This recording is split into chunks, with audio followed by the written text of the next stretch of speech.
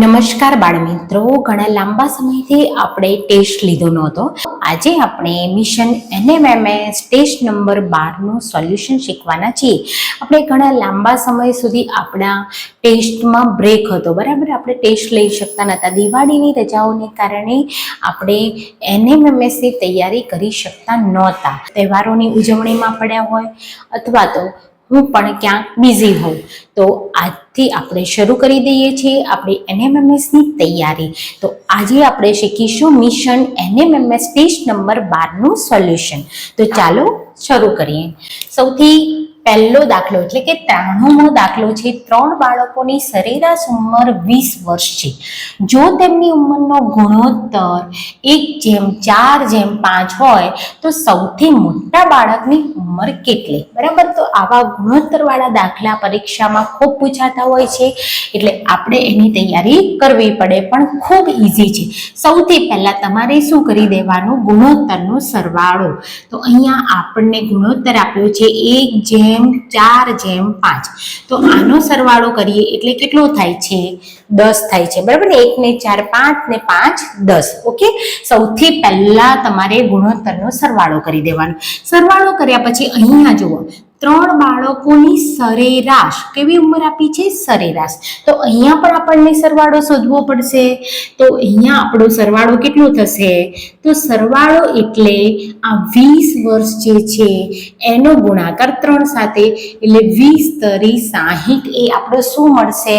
સરવાળો મળશે. તમારે 2 સરવાળા કરવાના રહેશે, તો ગુણોત્તરનો અને બીજું અહીંયા જે સરેરાશ ઉંમર આપી છે એના ઉપરથી આપણે સરવાળો શોધવાનો છે. ચાલો હવે આપણે ગુણોત્તરના ભાગ પાડી દઈએ. તો પહેલું એટલે 1/10, બરાબર. બીજો એટલે ભાગ એટલે 4/10 અને ત્રીજો ભાગ એટલે 5/10. અહીંયા જે પણ આંકડો આપ્યો હોય એના છેદમાં આ જે સરવાળો છે ગુણોત્તરનો એ મૂકી દેવાનો, એટલે એના ભાગ બની જાય. હવે અહીંયા આપણે જોવાનું કે આપણે કયા બાળકની ઉંમર શોધવાની છે? સૌથી મોટો. તો સૌથી મોટો એટલે કયો ભાગ? તો 5/10. તો હવે અહીંયા સૌથી 5/10 એને આપણે અહીંયા 60 વડે ગુણાકાર કરવાનો. તો 0 ઉડી ગઈ. તો હવે 5 × 6 = 30. 5 × 6 કેટલા આવશે? 30. તો સૌથી મોટા બાળકની ઉંમર કેટલી હોય? તો 30 વર્ષ એ આપણો સાચો જવાબ બને છે. ચાલો હવે આપણે 94મો પ્રશ્ન સમજીએ. 3:4:5 પ્રમાણમાં 3 સંખ્યાઓ છે અને તેમની સરેરાશ 24 છે. તો સૌથી નાની સંખ્યા કઈ? તો અહીંયા પણ ગુણોત્તર વાળો જ દાખલો છે. તો ચાલો પહેલા તો શું કરી દેવાનો? ગુણોત્તરનો સરવાળો. તો 3:4:5 એટલે 3 + 4 + 5 એટલે કેટલા આવશે? 3 ને 4 7 ને 5 12. ચાલો હવે બીજો સરવાળો શોધવાનો. કોનો? તો અહીંયા જુઓ શું આપી છે? સરેરાશ કેટલી આપી છે? 24. કેટલી સંખ્યા છે? 3. તો હવે શોધી દો સરવાળો.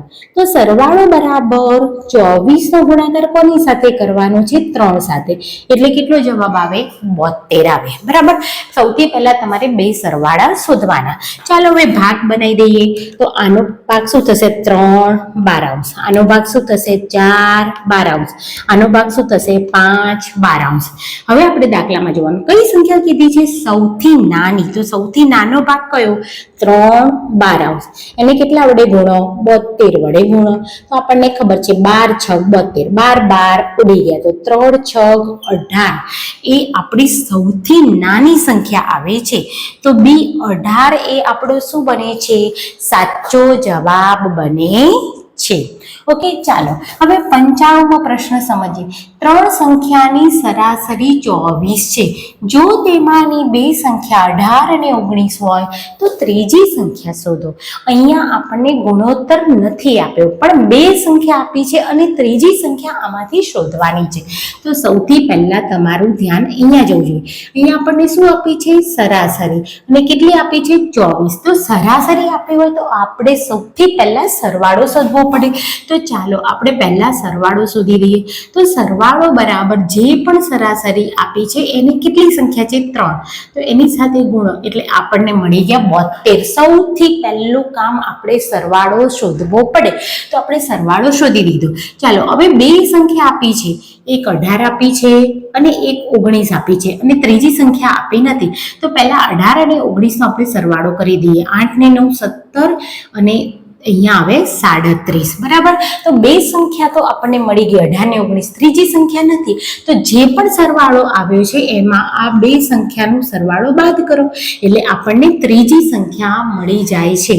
તો અહીંયા આપણે દસકો લેવો પડશે. તો અહીંયા 12 માંથી 7 જાય તો 5 અને અહીંયા 35. બી 35 જે છે એ આપણો સાચો જવાબ બને છે. બરાબર. મેં ઓપ્શન લખ્યા નથી, ભૂલી ગઈ છું, પણ અહીંયાથી એકવાર ઓપ્શન લખી દઉં છું. આપણે ડી 35 જે વિકલ્પ આપ્યો છે એ આપણો શું બને છે?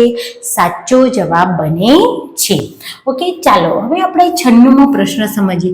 9 છોકરીઓની સરેરાશ 10 વર્ષ છે. એક છોકરી ઉમેરતા સરેરાશ 2 વર્ષ ઘટે છે. તો ઉમેરાયેલી છોકરી કેટલા વર્ષની હશે? તો આવું જ્યારે આપ્યું હોય ત્યારે મેં તમને વિડીયોમાં ખૂબ શીખવ્યું છે કે સરેરાશ આપ્યું હોય તો શું શોધવાની? પહેલા સરવાળો. તો પહેલા આપણે કોનો સરવાળો શોધીએ છીએ? 9 છોકરીઓનો. તો 9 છોકરીઓનો સરવાળો એટલે એની સરેરાશ 10 ગુણ્યા 9 એટલે કેટલા આવી ગયા? 90. ચાલો, એક છોકરી ઉમેરાય છે એટલે કેટલી છોકરી બની ગઈ? 10. અને સરેરાશ 2 વર્ષ ઘટે છે એટલે ઘટે એટલે આપણે એનો સરવાળો પણ શોધવો પડશે. તો કેવી રીતે એનો સરવાળો શોધ? સરેરાશ જે છે એ 2 વર્ષ ઘટે છે એટલે 10 માંથી 2 ઓછા થાય છે એટલે 8.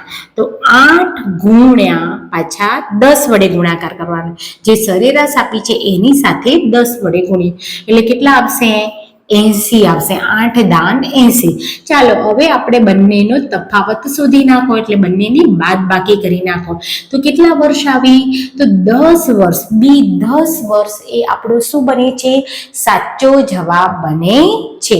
તો પહેલા આવું આપ્યું હોય ત્યારે આપણે બે સરવાળા શોધવાની. 9 છોકરીઓનો સરવાળો શોધી લીધો, પછી એક ઉમેરાય એટલે 10 છોકરી બની તો એનો સરવાળો શોધી નાખ્યો અને બંનેની કરી દીધી બાદબાકી એટલે બી 10 વર્ષે આપણો સાચો જવાબ બને છે. ચાલો 97મો પ્રશ્ન સમજીએ.